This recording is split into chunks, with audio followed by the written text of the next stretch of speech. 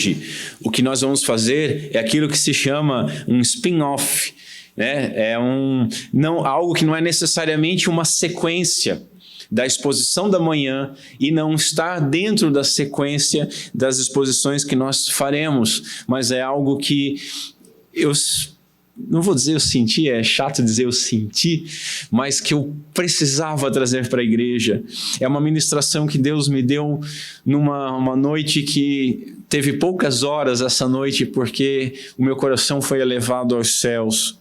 Irmãos, nas próximas semanas nós teremos intercalado 2 tipos de mensagens em Romanos. Nós vamos ter intercalado a começar Romanos e Mateus, mas nós teremos 2 tipos de mensagem intercaladas em Romanos. A primeira vai ser a continuação desse panorama que foi feito pela manhã, e nós teremos mais umas 2, 3 ministrações com um panorama. Vamos ver mais algumas coisas sobre Paulo e sobre o Evangelho. E o segundo tipo que nós vamos estudar são alguns versos que vão desenvolver um tema. O que é o Evangelho? E nós vamos desenvolver esse tema de forma panorâmica também dentro da carta de Paulo a Romanos, que é considerado por muitos o evangelho de Deus mais puro. Como eu falei, Lutero dizia que era o evangelho mais puro. Muitos dizem que a Bíblia é uma caixa de tesouros, uma caixa contendo muitos tesouros, eu diria que só tesouros, mas que entre esses tesouros há um especial, há uma corrente especial com mais brilho, mais claridade. E nessa corrente há uma pérola maior, que é Romanos 8, que é o que nós vamos ver um pouco nessa noite. Nessas mensagens a respeito do Evangelho, nessa sequência, nós veremos a justificação pela graça por meio da fé na obra do nosso Senhor Jesus Cristo, que traz paz com Deus e, portanto, esses que têm paz com Deus, sobre eles estão justificados e eles não carregam mais nenhuma condenação. Nós vamos ver eleição, vamos ver adoção. Somente depois dessa série explicando o que é o Evangelho e desses panoramas a respeito da epístola de Romanos é que aí nós iniciaremos então as exposições verso a verso. Se Deus quiser, esse ano a gente começa ainda. E que o nosso bom Deus nos ajude e nos ilumine. Vamos ler, irmãos, Romanos 8, verso 1, onde a santa palavra de Deus nos diz o seguinte: Oden ara nen katakrima tois en Cristo Iesu. Não estou falando em línguas, esse é o texto em grego. Irmãos, são pequenas palavras, poucas palavras ajuntadas, mas de uma maneira tão maravilhosa. Agora, portanto, nenhuma condenação há para os que estão em Cristo Jesus. Até aqui. Até aqui. Curva a sua cabeça, vamos ao Senhor em oração. Senhor Deus, nosso Pai, obrigado pela oportunidade de mais uma vez estarmos juntos e pedimos, Senhor, mais uma vez que o Teu Santo Espírito nos ilumine, clareie ainda mais a Tua Santa Palavra, o Teu Santo Evangelho, que inunde os nossos corações, primeiro com uma consciência de quem nós éramos, de quem nós seríamos sem Ti e depois daquilo que Tu fizeste por nós. Aumenta em nós, Senhor, o entendimento dessas coisas para que os nossos lábios constantemente proclamem louvores ao Teu santo nome e para que nós possamos viver cada fôlego da nossa vida para a glória do Teu santo nome. Me ajuda, Senhor, apesar das minhas debilidades. Ajuda os meus irmãos, que o Teu Santo Espírito ilumine cada um de nós e guarde em nossos corações aquilo que vem de Ti, para que nós possamos viver uma vida plena, enquanto aguardamos, gemendo, a glorificação final, a plenitude naquele glorioso dia. Senhor Deus, nosso Pai, glorifica o nome do Teu Filho em nosso meio, é o que nós Te pedimos, em nome de Cristo Jesus. Amém. Meus irmãos, nós conhecemos os atributos de Deus: onisciência, onipresença, onipotência, amor, santidade, justiça, né? Justiça também. Tem pessoas que não gostam de falar sobre a justiça de Deus, mas Deus é justo. E eu preciso sempre frisar um outro e desprezado atributo de Deus, um atributo que é indigesto para muitas pessoas, mas um atributo que é base, que é fundamental para que nós entendamos aquilo que foi feito por nós por meio de Cristo Jesus. E esse atributo de Deus, essa qualidade do nosso Deus, chama-se ira. Ira é um atributo de Deus. Deus é um Deus de santa ira. Isso tem sido desprezado na igreja hoje, e por isso que nós vemos tanta fraqueza. Ira, meus irmãos, significa uma profunda e uma intensa cólera e indignação. Cólera, segundo um teólogo, é um impulso violento contra algo que nos ofende, e Deus, ele tem cólera contra algo que o ofende. Indignação é um sentimento de cólera despertado por uma ação indigna. E estudarmos, se você pegar alguma concordância bíblica, você vai ver que há mais referência nas Escrituras Sagradas à ira divina do que sobre o seu amor e a sua bondade. Faça isso. Chegue em casa, pegue uma concordância, se você tiver, ou peça emprestado. Há mais referências a um Deus irado, a um Deus com cólera, a um Deus indignado contra o pecado, do que a respeito da bondade e do amor. Isso é muito significativo. A ira, meus irmãos, é um atributo de Deus, e é um atributo tão santo quanto o seu amor, tão desejável quanto o seu amor. Porque é uma ira divina, é uma ira santa, não é uma ira como nós conhecemos, mesquinha, carregada de orgulho. Paulo fala sobre a ira de Deus várias vezes em Romanos, direta ou indiretamente. Nós vemos que nos 3 primeiros capítulos de Romanos, Paulo ele está determinado a nos impor a pergunta: se do céu se manifesta a ira de Deus sobre toda a impiedade e injustiça dos homens, e se o dia da ira virá, quando Deus recompensará cada um conforme as suas obras, como que nós podemos escapar de tal desastre preeminente? Como que nós podemos escapar? A questão nos pressiona, porque nós estamos todos debaixo do pecado, pois não há um justo, não há um sequer, todo mundo é culpável perante Deus. Apesar de toda a menção que Romanos faz ao atributo da ira de Deus e dos avisos sobre a vinda desta ira, a carta menciona o tema esperança mais do que qualquer outro livro da Bíblia. Então nós temos a ira de Deus e a esperança de Deus em foco. O apóstolo afirma no capítulo 8 de Romanos, no verso 24, porque em esperança fomos salvos. Ora, a esperança que se vê não é esperança, porque o que alguém vê, como esperará? Nós temos esperança em Deus. Paulo, meus irmãos, foi um perseguidor voraz do cristianismo. Paulo perseguiu a igreja. Paulo fez com que homens mais fiéis do que nós apostatassem da fé. E Paulo, ele ficava desconcertado com Deus, com a aceitação de Deus. O fato de que Cristo havia se revelado como um Salvador amável a um perseguidor tão amargo como Paulo era, fazia com que ele ficasse totalmente estupefato. E esse é o motivo, essa é a razão das constantes doxologias que Paulo aplica nos seus escritos. Doxologias, ações de graça, elogios a Deus, doxo.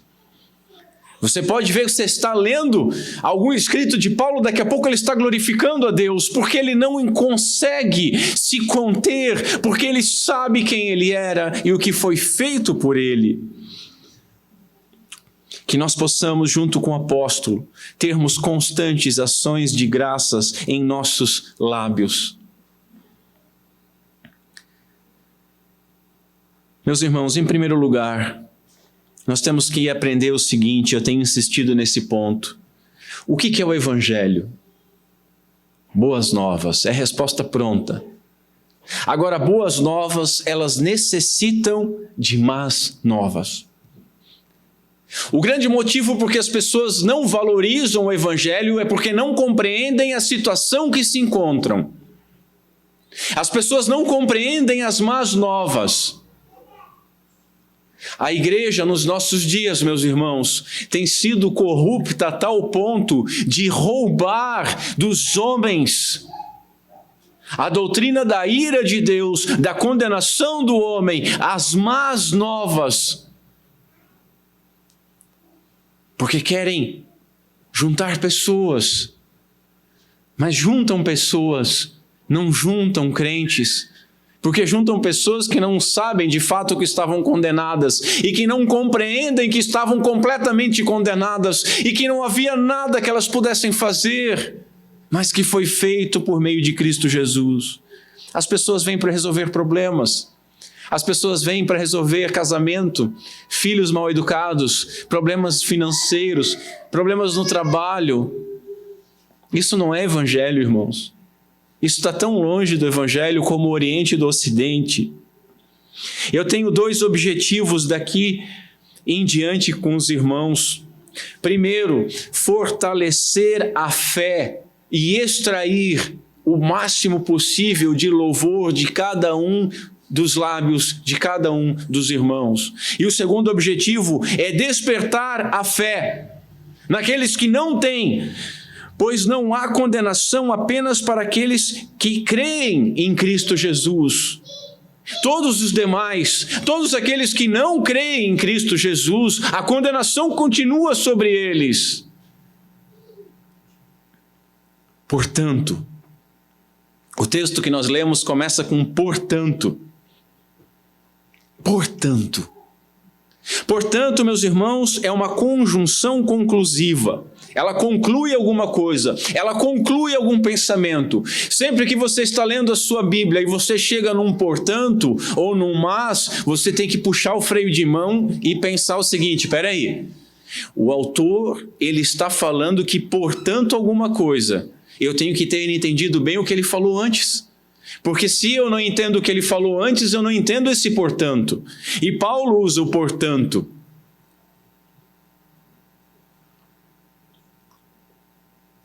E o que ele vai nos dizer nesse portanto? Ele está traçando, desde o início, a condenação sobre todos os homens. Paulo começa em Romanos 1 falando sobre os incrédulos, sobre os não-judeus, sobre aqueles que estão no mais profundo abismo, sobre aqueles que está a ira de Deus de tal maneira que é usado 3 vezes a pior expressão de condenação que poderia estar registrada nas nossas escrituras. Deus os entregou. Por 3 vezes nós lemos isso em Romanos 1. Deus os entregou. E ai de nós, se Deus tivesse nos entregado as nossas vãs concupiscências. Isso, meus irmãos, já é a condenação. O próprio pecado que esses homens cometem já é a condenação de Deus, já é Deus tirando a sua mão e deixando seguir em livre curso conforme os seus decretos, que essas pessoas se afundem mais e mais.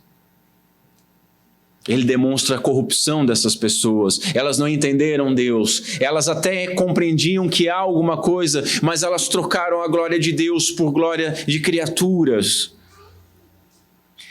Paulo chega no capítulo 2 e começa a falar a respeito dos moralistas.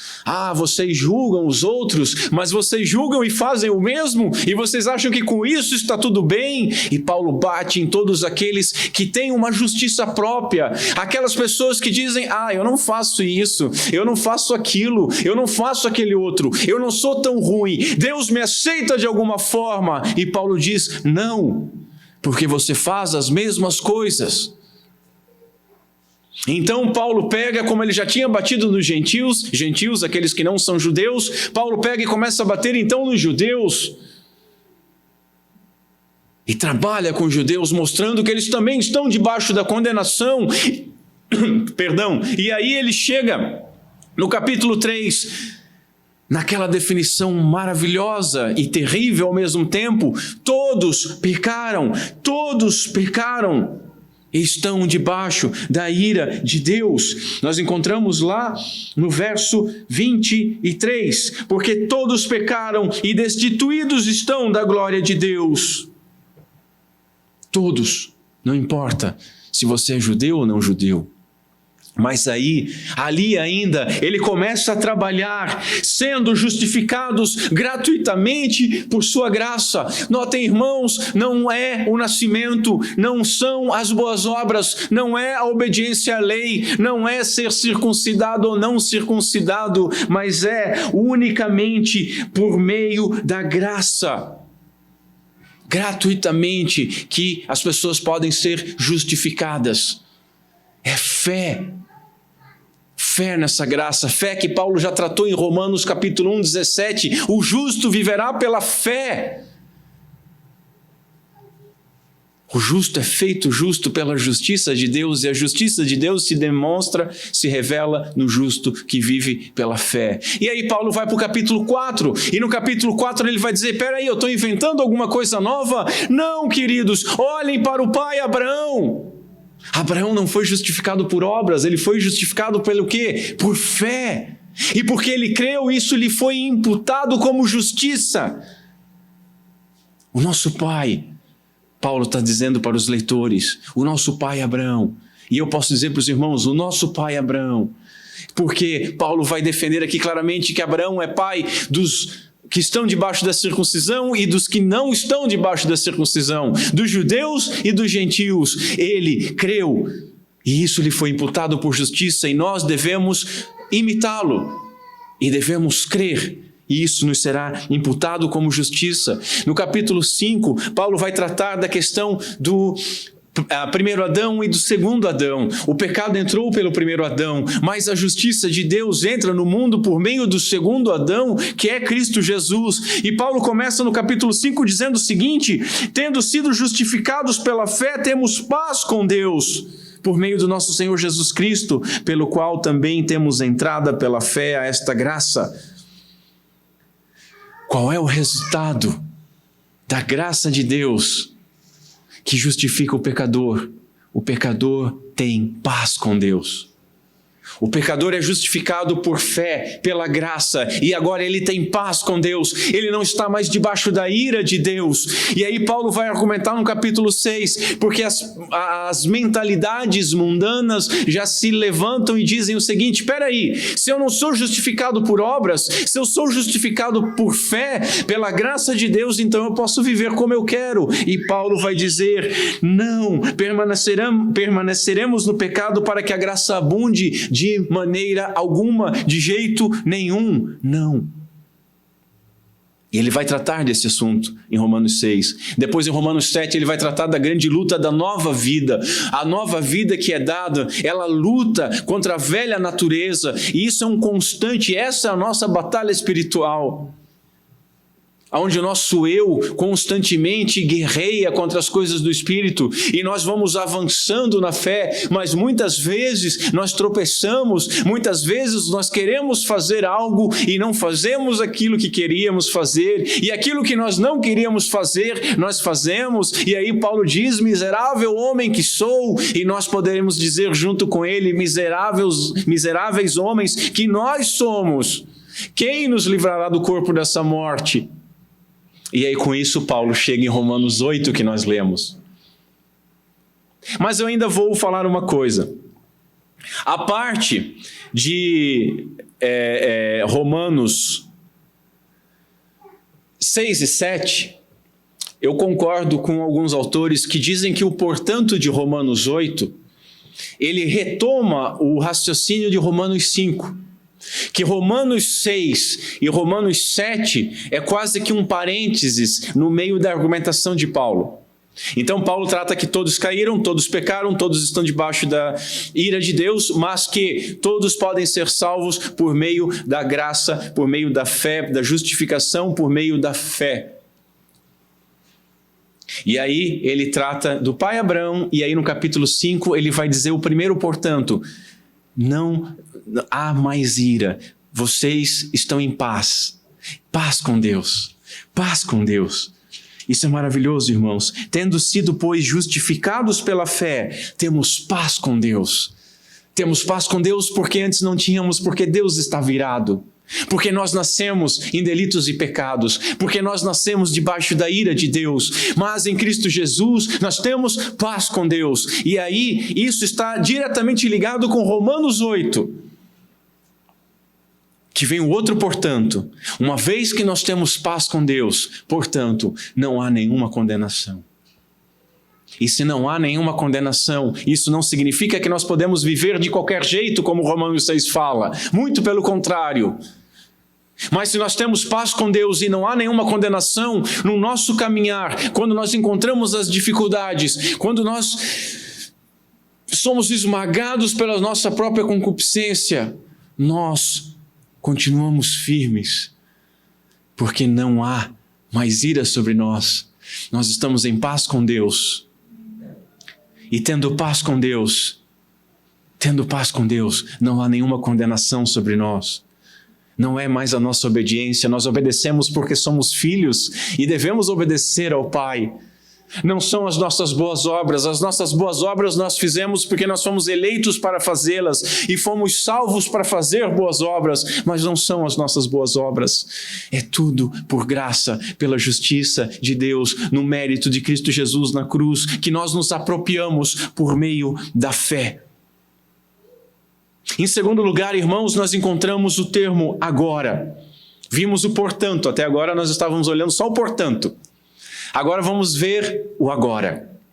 Agora é um advérbio de tempo. Tempo. Tempo, irmãos. Agora. Você consegue compreender isso? Agora. Repete comigo, agora. Agora. Não, mas como quem acredita? Agora. Agora. Quando, irmãos? Quando? É agora. Não é amanhã, não é ontem, é agora. É nesse momento, enquanto nós estamos ouvindo isso, agora. Isso não é apenas para ontem, não é algo que foi feito por nós ontem e teve validade ontem e nós precisamos de alguma forma hoje fazer alguma coisa, porque acabou o combustível, porque diminuiu de alguma maneira. Não, é agora.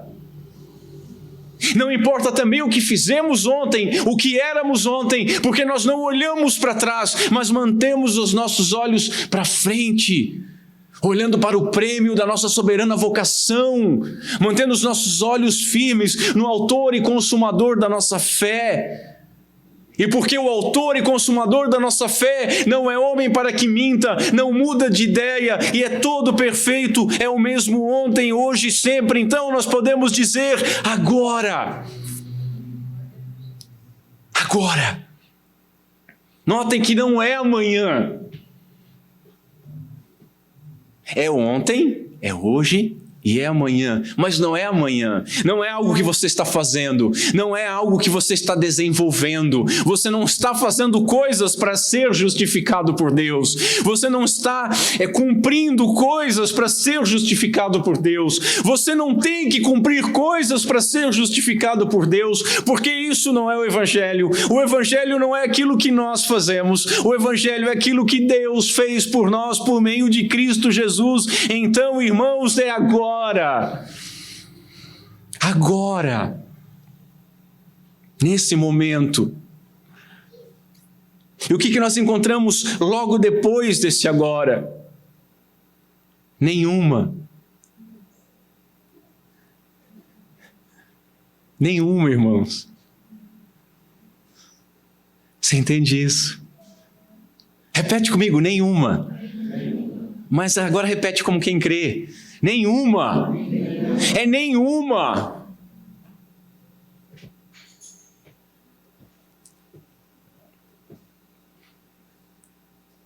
O contrário de nenhuma, meus irmãos, são todas. Esse é o contrário. Nenhuma, todas. Agora, a negação de nenhuma é alguma. Essa é a negação. O texto diz nenhuma. Se é nenhuma, é nenhuma. Não, todas já está descartado. Mas poderia ser que ficasse alguma. E se ficasse alguma, por menor que fosse, o texto bíblico era mentiroso. E a argumentação de Paulo seria mentirosa, porque seria contraditória. Porque se ele diz nenhuma, é nenhuma. E se tem alguma, ou nenhuma caiu por terra. Mas nós cremos na Bíblia. E a Bíblia nos diz que nenhuma.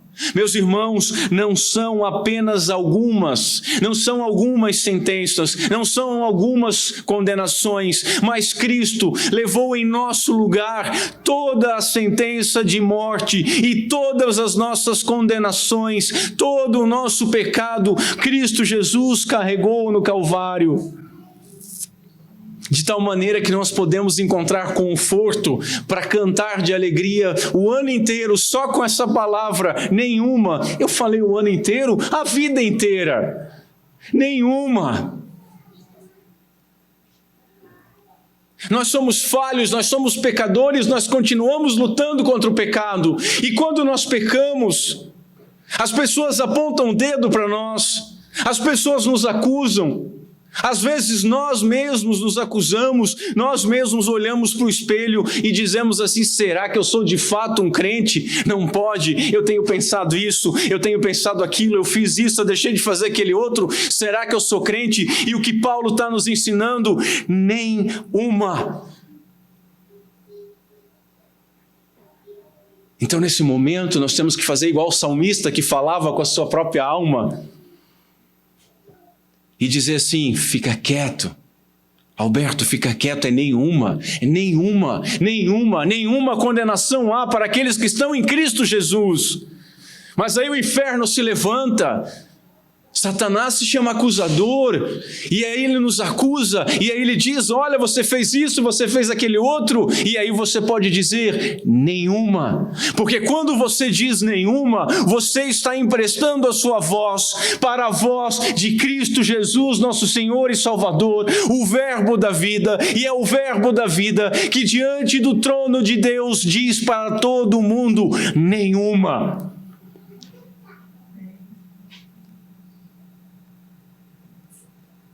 Não são apenas as pequenas, irmãos. Sabe? Ah, não, eu fui perdoado disso aqui. Eu até entendo, mas é esse pecado. O pastor não entende o que eu fiz. O pastor não sabe quão grave foi o meu pecado. O pastor não sabe quantas pessoas eu machuquei. O pastor não sabe quantas pessoas eu feri. O pastor não sabe como eu me feri. Sim, eu não sei, mas eu sei que quem escreveu isso foi um homem que perseguiu a igreja de Cristo Jesus e ele pôde escrever nenhuma. Não importa o que você fez, não importa o que eu fiz. Agora, se nós levamos a nossa culpa aos pés de Cristo e dizemos sinceramente, Senhor, eu não sou digno de ser chamado de teu filho. Eu pequei contra os céus e contra ti. Revela a tua ira sobre mim, não me importa, mas eu tenho que falar isso. Aí nós encontramos o Senhor tirando as nossas vestes imundas e nos vestindo com a justiça de Cristo Jesus, colocando sandálias nos nossos pés, porque os escravos andavam descalços, mas os filhos andavam calçados, colocando em nossos dedos a aliança de pertencer à família herdeiros de Deus, co-herdeiros em Cristo, adotados em Cristo Jesus para filiação, e temos agora o Espírito Santo dentro de nós, pelo qual nós podemos clamar: Abba, Pai. Deus não é mais um Deus estranho, Deus não é mais uma entidade soberana sobre todas as coisas, irada contra nós, mas em Cristo Jesus, esse Deus Todo-Poderoso é nosso Pai. E de tal maneira que Ele olha para nós como que para Cristo, porque olha para nós através de Cristo. E olhando para nós através de Cristo, Ele diz: nenhuma. Contudo, nenhuma ainda é um pronome indefinido. E nós podemos nos perguntar: nenhuma o quê? E esse é o próximo ponto. Nenhuma condenação. Nenhuma condenação. O termo grego, katakrima, o grego é diferente do nosso idioma. Com katakrima, ele quer dizer nenhuma antes, né? Mas condenação há. Não existe condenação. Não há condenação. Nenhuma condenação. E isso é que nós precisamos entender, irmãos, porque quando nós não entendemos isso, é que nós tratamos a graça como uma coisa de detalhe. É por eu não entender isso que a igreja hoje tem sido feita de um balcão de loja, onde as pessoas trazem algum dinheiro para levar alguma mercadoria. É por não entender isso que nós vemos dentro da igreja as pessoas que são chamadas de cristãs, que muitas vezes não são cristãs e se comportam piores que as pessoas lá fora, porque não receberam nova vida. É por causa disso que nós vemos dentro das igrejas crentes de verdade, crentes autênticos, crentes que se arrependeram dos seus pecados, mas que estão desanimados na luta contra o pecado e têm sido esmagados pelo mundo, têm sido esmagados por Satanás, têm sido esmagados pela própria consciência e não encontram a paz com Deus, porque acham que ainda há alguma condenação. Mas para você eu digo: nenhuma condenação há para aqueles que estão em Cristo Jesus. É por isso que nós temos que entender a ira de Deus, a malignidade do pecado, para que possamos valorizar e entender o dom gratuito da graça de Deus. Em Adão nós caímos, irmãos. Nós precisamos entender isso. Em Adão nós caímos. Adão foi o nosso representante federal. Em Adão todos nós estávamos. Você não pode dizer: Adão foi frouxo, eu não teria caído, porque todos nós teríamos caído. Nós teríamos caído antes de Adão, a bem da realidade. Adão, diferente de nós, não tinha inclinação para o pecado, mas ele caiu. E nele, como representante da humanidade, todos nós caímos.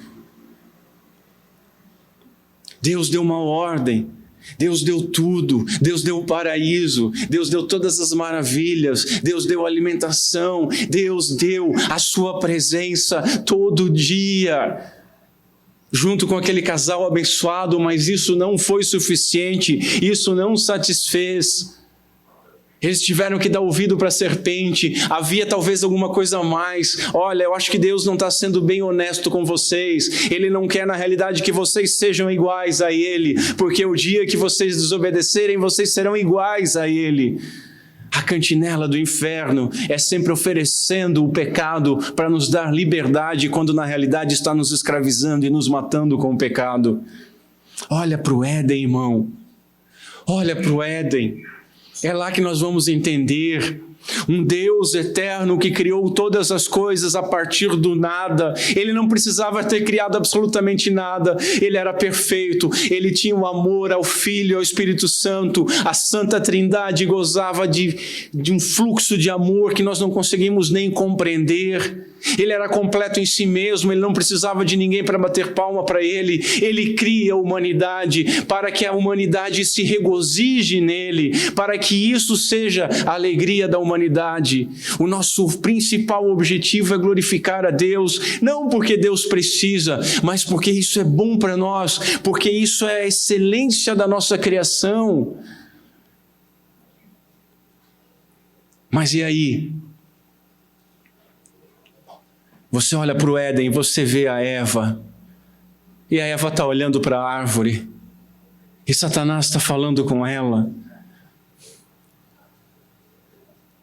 Deus tinha dito: não coma dessa árvore. Não coma dessa árvore, porque o dia que comer, certamente morrerás. Era Deus que falou, Deus que não mente. E Satanás disse: não é bem assim. E Eva ficou olhando para a árvore, e Eva ficou prestando atenção na árvore, e ficou olhando a tentação, e ficou ruminando, ao invés de ruminar a palavra de Deus, ficou ruminando a palavra do inferno. Eva, tira os olhos grandes dessa fruta. Eva, olha para o outro lado. Eva, sai de perto. Deixa para lá. Vai viver a tua vida. Eva não faz isso, mas ela estende a mão e ela come do fruto e ela entrega para Adão, e Adão, frouxo como todo homem, come também do fruto, e depois eles ficam brincando de um botar a culpa em cima do outro, até que eles colocam a culpa em cima de Deus. A serpente, ela que veio, tu deixasse aqui, né? Fazer o quê? Estava passando. O Deus Todo-Poderoso, Eterno, que não tem princípio nem fim, foi afrontado pela criatura. A criatura se levantou e disse: eu posso fazer aquilo que eu quiser, eu posso tomar as minhas próprias decisões. Eu não preciso obedecer plenamente em tudo, eu faço o que eu quero, eu. E o orgulho estendeu a mão, e o orgulho mastigou aquele fruto, seja lá qual for. Mas o gosto, meus irmãos, é amargo, e a humanidade tem sentido esse gosto até hoje. Em Adão caímos, mas olhe para a cruz. Olhe para a cruz. Em Adão nós morremos, mas olhe para a cruz. No Éden, o homem se levantou e tentou pisar na glória de Deus. O homem estufou o peito e tentou confrontar Deus. Se pudesse, esbofeteava o próprio Deus. Esbofeteou, sim, com a sua atitude, com a sua afronta. O mundo todo sentiu. Paulo vai dizer que a natureza geme. As complicações da condenação de Deus, as complicações do pecado do homem tiveram consequências cósmicas. Toda a natureza foi afetada. Tudo entrou em desarmonia. Mas lá no Calvário, nós vemos a ira de Deus.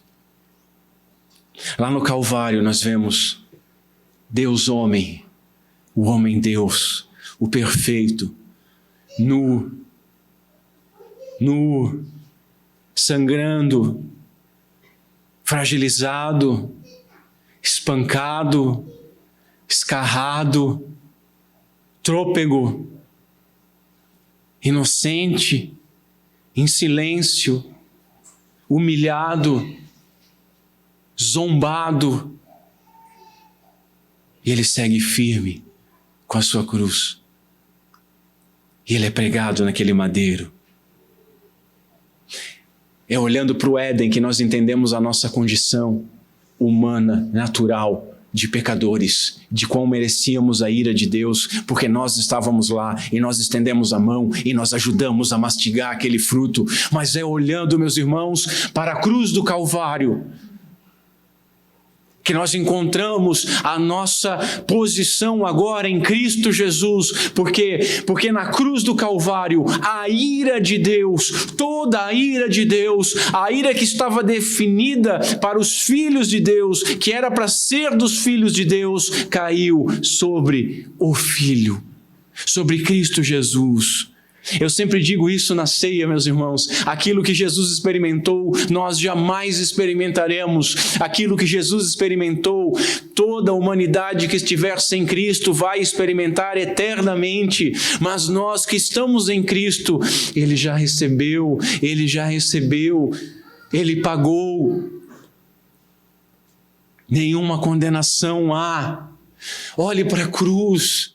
O Filho de Deus está lá, buscando forças para respirar, porque a posição da cruz impede o respirar. Ele apanhou, ele foi surrado, ele está com fome, ele está envergonhado, ele está sendo zombado, mas mais do que isso, mais do que o físico, não é a dor física da pior tragédia que pode acontecer com um homem, que afetou a estrutura de Cristo Jesus, mas o que fez ele suar gotas de sangue no Getsemane foi a perspectiva de carregar o seu pecado e o meu pecado, o pecado de todo filho de Deus. Ele totalmente puro, ele o bendito sendo feito maldito, ele o justo sendo tratado como injusto. Ele, pleno, santo e totalmente santo, recebendo a ira de Deus em nosso lugar, como o mais maldito pecador que existe. E a ira de Deus foi derramada em agonia.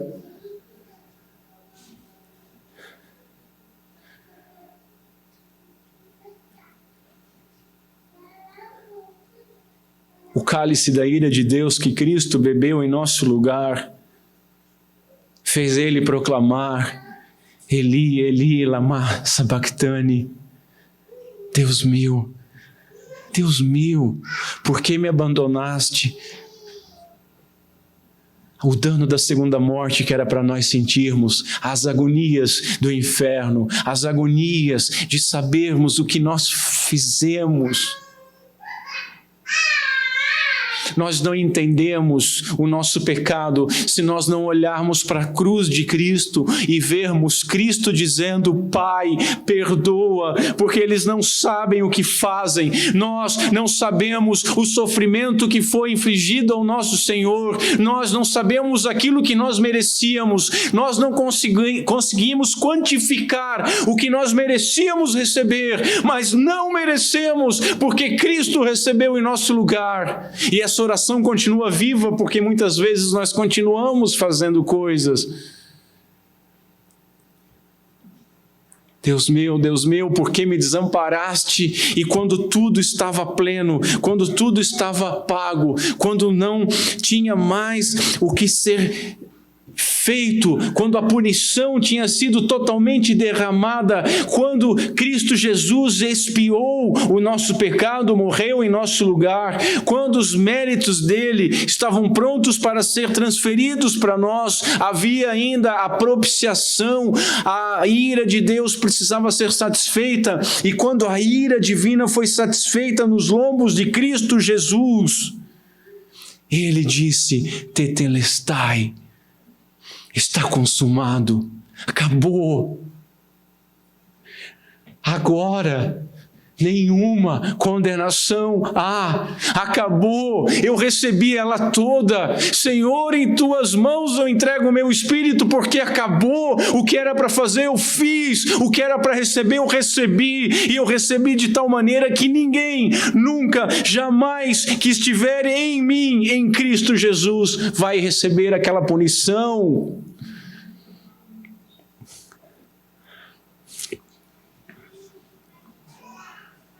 Agora, nenhuma condenação há. Para quem, meus irmãos? Para aqueles que estão em Cristo Jesus. Nota, Paulo argumenta em Romanos que todos precisam. Deus, ele não inocenta o culpado. O Diego tratou disso também na escola bíblica. Deus é um Deus justo. Deus ele não poderia simplesmente dizer assim, não, tudo bem, você pecou, um tapinha no ombro, vai lá, eu te perdoo. Isso não é perdão, isso não é justiça. Deus é um Deus justo, e por ser justo se ira contra o pecado, e por ser santo, justo e irado, ele não pode simplesmente deixar para lá. Deus pune o pecado.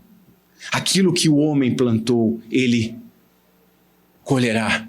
Aquilo que nós semearmos, nós colheremos. Agora, quando nós estamos em Cristo Jesus, os nossos pecados, a ira que nós merecíamos, a punição de Deus pelos nossos desagravos, quem colheu foi Jesus. É por isso que nós precisamos entender bem quem nós éramos, para entendermos bem o que Jesus colheu. Aquele seu pecado estava nos lombos de Cristo. Sabe aquele seu pecado? Aquele que quando está só você e o seu travesseiro, às vezes nem Deus, porque você tenta fazer de conta que Deus não está ali, porque você teve coragem de praticar, mas não tem coragem nem de confessar.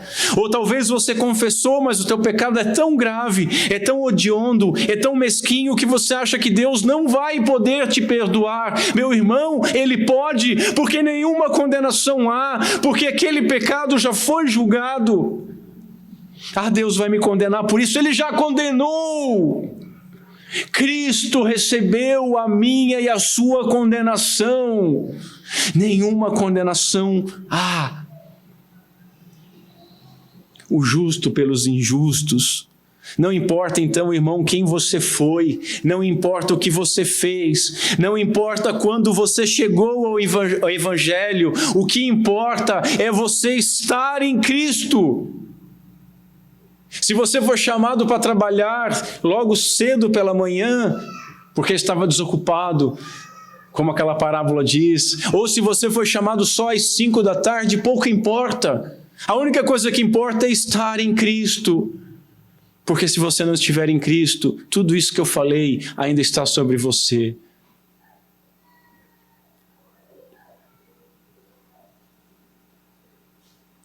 Quem crer será salvo. Quem não crer já está condenado. Não importa quando você chegou, só importa estar em Cristo. E aí eu pergunto para cada um dos irmãos, você está em Cristo? É isso que você precisa responder. A mensagem de hoje é de eterna alegria, mas ela só é alegria se você estiver em Cristo. Se você não estiver em Cristo, você tem um problema. E um grave problema. Notem o seguinte, meus irmãos, não é estar na igreja. Não estou dizendo que você pode ficar em casa, também não é isso. Vai dizer, o pastor falou que não é isso. Mas não é estar na igreja. Você pode estar na igreja, mas não estar em Cristo. Você pode ser batizado, pode ter feito a sua profissão de fé, pode vir todo domingo, pode jejuar 2 vezes por semana, pode carregar sua Bíblia para cima e para baixo, pode encher o saco dos outros falando sobre Jesus e condenação, mas se você não estiver em Cristo Jesus, você está debaixo da ira de Deus. É para todos que estão em Jesus. Se você está desencorajado, porque não tem experimentado alegria em Deus, se você está desencorajado, porque tem lido, tem visto de pessoas que experimentaram um amor, uma graça, um calor, uma força, lágrimas, mas você não está experimentando isso, você não precisa experimentar isso, você precisa estar em Cristo para não experimentar da ira de Deus, porque se você estiver em Cristo, meu irmão, agora já nenhuma condenação há. Não importa o que você sinta, às vezes eu me sinto assim, eu leio um relato, ouço um testemunho e penso, Senhor, cadê aquela alegria interna? Cadê aquele júbilo? Cadê aquelas lágrimas? Cadê aquilo? Eu estou me sentindo desencorajado, mas o que me traz coragem não é o sentimento, mas a fé. E a fé que nenhuma condenação há se eu estiver em Cristo. Talvez você esteja encorajado até, mas está sendo bombardeado por tentações. e as tentações têm se erguido contra você, e você tem medo de vacilar, você tem medo que o seu joelho trema, você tem medo de se ajoelhar diante de outro ídolo, você tem medo de enfiar o pé na jaca. Se fortaleça nisso. Cristo Jesus levou o teu pecado. Você morreu para o pecado. O pecado não tem mais direito sobre você. Você pode se levantar e dizer não. Você foi chamado para a liberdade do Evangelho, e a liberdade do Evangelho é dizer não para o pecado e sim para a lei de Deus. Talvez você esteja temeroso de consciência. Mas isso tudo é tão lindo, quando eu cheguei no Evangelho isso foi tão lindo, mas depois que eu caminhei um pouco no Evangelho, depois que eu desmamei, depois que eu comecei a parar de tomar leite espiritual e comer uma comida um pouquinho mais sólida, parece que Deus deixou eu correr sozinho, e eu corri e caí e dei de joelho no chão e está doendo. Eu pequei depois de ser alcançado pela graça, mas meu irmão, o perdão é o mesmo, agora, ontem, hoje e amanhã, agora. Todos os teus pecados foram perdoados. Não aceite as acusações do inferno. Não dê ouvidos como Eva deu para Satanás, dê ouvidos para Deus, e Deus está dizendo o seguinte: portanto, agora nenhuma condenação há para aqueles que estão em Cristo Jesus. Talvez você esteja duvidoso da sua salvação. Será que eu sou salvo? Será que eu não sou salvo? Eu não sinto que eu sou salvo, mas me mostre um verso na Bíblia que diga o seguinte: todos aqueles que sentirem que forem salvos serão salvos. Não existe isso. O que existe é que nós devemos crer que Jesus Cristo é a propiciação dos nossos pecados. Nós devemos crer, o Evangelho é a justiça de Deus. Devemos crer que a justiça de Deus foi derramada sobre Cristo Jesus em nosso lugar, e nós somos justificados por Cristo Jesus, e é pela fé nisso que nós cremos e que somos salvos. Portanto, agora, nenhuma condenação há. É crer nisso, não é sentir. Você não vai sentir mais leve. Isso é bobagem. Na realidade, o que você vai sentir é mais pesado. Meu Deus, eu fui perdoado disso tudo. Cristo experimentou isso no meu lugar. Como que eu vou virar as costas para alguém que me amou quando eu era inimigo? Uma vez que o homem foi justificado pela fé, provações, dificuldades, tribulações não nos podem privar disso. Nada pode nos privar disso.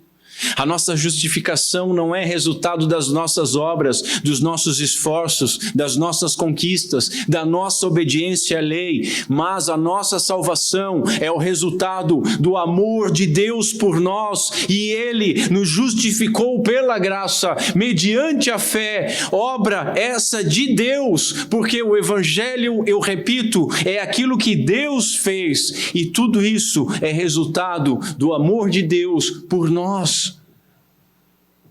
Por fim, meus irmãos, isso é restritivo.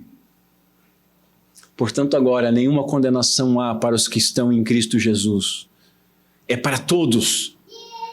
A salvação é para todos. Para todos que se achegarem. Deus amou o mundo de tal maneira que deu seu único Filho, para que todo que nele crê seja salvo. Todos que creram receberam o dom, o poder de serem feitos filhos de Deus. É para todos aqueles que estão em Jesus Cristo, e somente eles, ou seja, não é para toda a humanidade, não são para todos. Se você não está em Cristo Jesus, tudo isso que eu falei a respeito de inferno está sobre a sua vida. Mas aí a minha pergunta é: por que você não está em Cristo Jesus? O que te impede de ir para Cristo Jesus? É a religião? É o seu orgulho? O que te impede? Você acha que precisa fazer alguma coisa? Você acha que precisa visitar alguma cidade? O que te impede de ir a Cristo? Você acha que precisa dar alguma oferta? Você acha que precisa de um tempo de casa, assim, tipo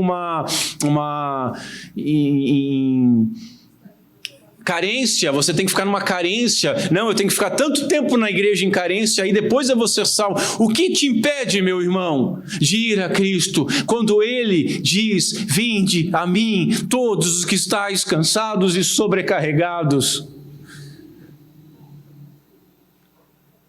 Se você não estiver em Cristo, está condenado com todos os que não estiverem em Cristo. Para você que não está em Cristo, o agora ainda vale. O agora ainda vale. Para você que não está em Cristo, agora toda a condenação que você merece está sobre a sua cabeça. Mas por que ficar nessa situação? Cristo pagou pelos pecados daqueles que estão nele. Os demais continuam debaixo da condenação. E se você acha que isso é pouco, não sei esse negócio aí, olha para a cruz, olha para aquilo que o Pai fez com o Filho. A palavra de Deus diz que Deus se agradou de moer o Filho. O Filho disse: por que me abandonaste? Olha para a angústia e para a dor e para o tormento de Cristo e imagine isso multiplicado na sua vida eternamente. Se você busca salvação, venha hoje a Ele. Não durma hoje sem dizer a Ele: Senhor, eu não havia entendido o quão condenado eu estava, eu não havia entendido o que Tu veio fazer, eu não havia entendido que quem semear vai colher, eu não havia entendido que a colheita que eu merecia, Cristo recebeu em meu lugar, eu não havia entendido que se eu estiver em Ti, Cristo Jesus, meu Senhor, a ira divina já não está mais sobre mim. Senhor, me perdoa, Senhor, me recebe. Procura, irmão. Começa a ler Gênesis capítulo 1, versículo 1, vai até Apocalipse 21, 22 e tenta achar alguém que foi a Deus, tenta achar alguém que foi a Cristo Jesus e foi rejeitado. Traz um exemplo só. Você não vai encontrar, porque todos que vão a Cristo são recebidos. E se o Espírito Santo está tocando no seu coração hoje para receber isso, vá até Ele, não olhe para trás, mas vá até Ele. Finalmente, Paulo afirma que Deus, em sua graça, nos declara justos por meio de Cristo Jesus, que nos resgatou do castigo dos nossos pecados. Romanos 3, 24. Em outro lugar ele diz: porque nele se descobre a justiça de Deus de fé em fé, como está escrito, o justo viverá pela fé. Ou, como está dito lá em Efésios, porque pela graça sois salvos por meio da fé, e isto não vem de vós, é dom de Deus. Assim, meus irmãos, isso vale para todos. Para todos. Portanto, agora, nenhuma condenação há para aqueles que estão em Cristo Jesus. Então, agarre-se a Ele, solte todo o resto, não fique segurando nada mais, não tente segurar nele e segurar alguma coisa, porque esse peso vai te tirar dele, mas largue tudo e se agarre com as duas mãos, tenha total confiança nele, louve plenamente e diariamente a Ele, achegue-se a Ele. Paulo, no capítulo 11, escreve: considera, pois, a bondade e a severidade de Deus. Meus irmãos, nós temos que considerar a bondade de Deus em ofertar Cristo Jesus e a severidade de Deus. Aqueles que estiverem debaixo da ira vão receber essa severidade. E quando nós consideramos o sacrifício de Cristo, nós vimos que essa severidade não é pouca coisa. Jesus, ele afirmou o seguinte, que a pessoa a quem pouco foi perdoado demonstra pouco amor. Jesus não está dizendo aqui que você tem que demonstrar bastante amor para ser bastante perdoado. Não é isso. As pessoas tentam fazer Jesus dizer isso, que Deus tenha misericórdia desses tolos. O que Jesus está dizendo é que aquele que entende que recebeu o perdão gratuito e merecido de todos os seus pecados, aquele que entende que estava debaixo da ira de Deus, que merecia ir para o inferno, que a eternidade inteira no inferno não seria suficiente para pagar o preço do seu pecado, mas que compreende que foi salvo por graça, que foi perdoado sem merecer. Ele ama e ama muito. E esse é o meu objetivo nessa noite. Todos nós, meus irmãos, devemos amar muito. Nós devemos ter consciência da bondade de Deus, mas também da severidade. Nós devemos ter consciência da ira de Deus e de como o pecado é sujo e vil e merece a condenação. E tendo consciência disso e do perdão que nós recebemos, todos nós devemos amar muito, porque todos nós tivemos os nossos muitos pecados perdoados. A nossa perversidade era imensurável. Vocês não consideraram ainda a enormidade do seu pecado, escreveu Santo Anselmo. Eu vou ler de novo. Vocês não consideraram ainda a enormidade do seu pecado. E eu espero, do fundo do meu coração, que o Espírito Santo me conduza, te conduza, nos conduza a uma consciência do tamanho do nosso pecado, para que nós possamos nos regozijar com a superioridade do perdão que nós recebemos imerecidamente. Para que todos nós possamos dizer, onde o pecado abundou, superabundou a graça. Agora, portanto, nenhuma condenação há para aqueles que estão em Cristo Jesus. Que Deus Pai seja misericordioso conosco em Cristo Jesus. Amém. Vamos ficar em pé. Curve a sua cabeça comigo. Senhor Deus, nosso Pai, eu peço que o Teu Santo Espírito chacoalhe, confronte, machuque aqueles que estão longe, apesar de estarem tão perto do Teu Evangelho e da Tua salvação. Quebra o orgulho, Senhor. Quebra as cadeias que prendem aqueles que não foram a Ti ainda, e que eles possam soltar todas as coisas e subir ao monte e olhar como o cristão do peregrino olhou para a cruz de Cristo e saber que todos os seus pecados foram retirados de cima dele e colocados em cima de Cristo, e que Cristo pagou por todos esses pecados. Senhor, dá o entendimento para essas pessoas que elas não precisam sentir isso, mas elas precisam crer nisso. Aos demais, nós te pedimos, Pai, que Tu inunde os nossos corações com uma consciência do nosso pecado, não para que nós sejamos melancólicos, mas para que nós possamos Te amar muito, porque muito nos foi perdoado. Senhor, inunda os nossos corações com gratidão, transborda pelos nossos lábios ações de graças ao Teu santo nome, que a nossa vida possa ser uma contínua ação de graça, que possamos viver para a glória Tua, do Teu santo nome e da Tua santa obra. Que possamos compreender e viver cada momento sabendo que agora nenhuma condenação há se nós estivermos em Cristo Jesus. Pedimos essas coisas, Senhor, para a honra e glória do Teu santo nome. Amém.